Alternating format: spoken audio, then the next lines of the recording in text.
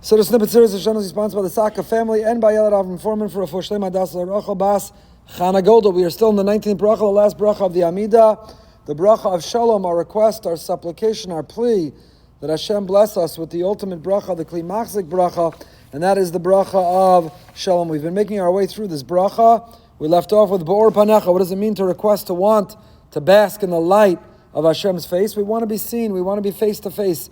We want to feel revelation. We want to feel connection. We want to feel loved.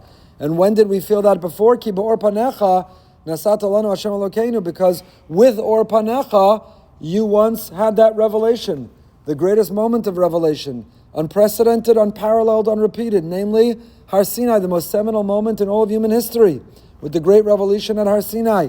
And what did you do? Nasata lanu Hashem Elokeinu. You gave us with that revelation, with or panecha.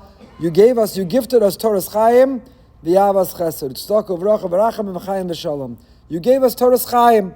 So last night we spoke, Rav Pam said Torah's Chaim, it doesn't sit on a shelf, it doesn't collect dust. It's a Torah that's Chaim, it's the blueprint, it's the manual, it's the instruction for how to live life. So we said, why is Chaim in the plural? Could say Chai, it's the Torah that gives us life. It's the source of life, of sustenance, and it is also the guide to life. But why the plural Chaim?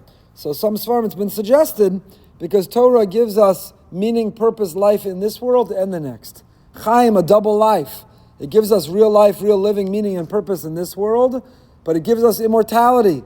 It gives us eternity.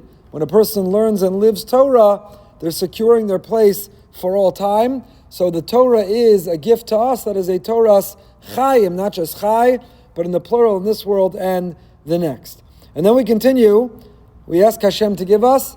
He gave us, Ba'or Panecha, with the light of His faith, He gave us Torah's Chaim and Avas Chesed, and we ask for it again. What is Avas Chesed? So the Kolbo writes Avas Chesed goes with Torah's Chaim.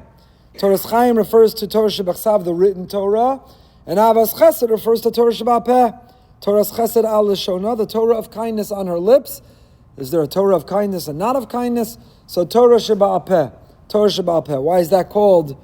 Why is the Torah Sheba'al Peh? Why is the oral Torah called the Torah of Chesed? For another time.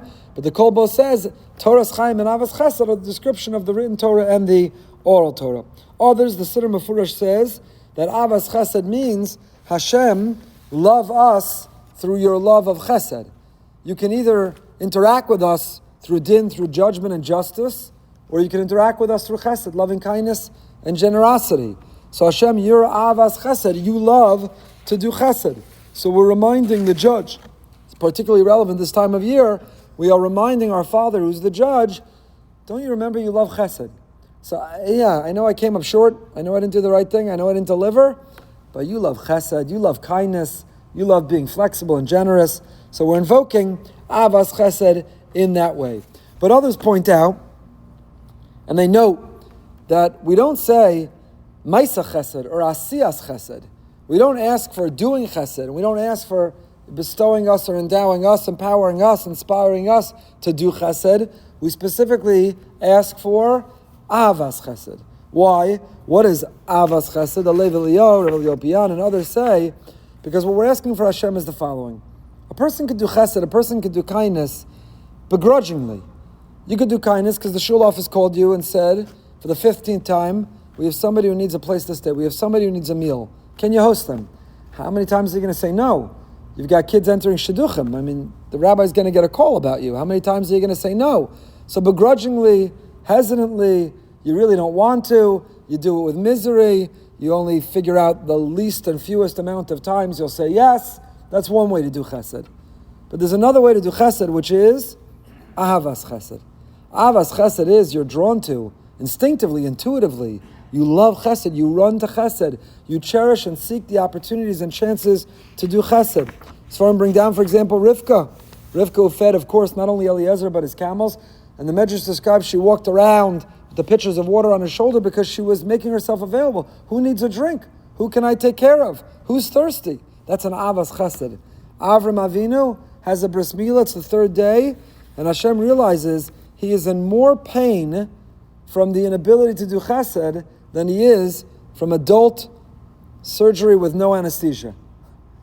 He's in more pain by being restricted from doing chesed than he was from recovering from a painful, serious surgery at an advanced age with no Oxycontin, no anesthesia, no painkiller.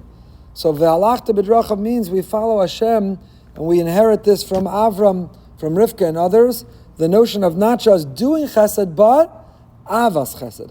Hashem planted and put in us a love, an instinct, an intuition to be driven, to not do it begrudgingly, to not have to be begged, to not be cajoled or pressured, but an avas chesed, to love to do chesed. Chavetz Chaim writes in his sefer, aptly called Avas Chesed.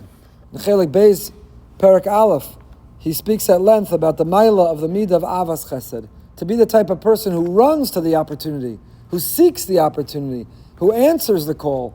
You ask, can someone help? So many people put their head down, they hide under the table, they cover their eyes, they pretend they didn't hear, they didn't see, they don't know, they're not here, leave them alone.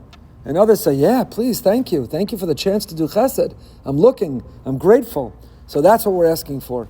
With HaKadosh Baruch Hu, with the light, ba'or panecha, if we in fact are going to reflect the light of Hashem's face, then it means to imitate and emulate Him, which is not to do a chesed begrudgingly, but to be able to merit, to be zacha to an avas chesed, to have the instinct to love, to pursue, to be grateful for the chance to do chesed.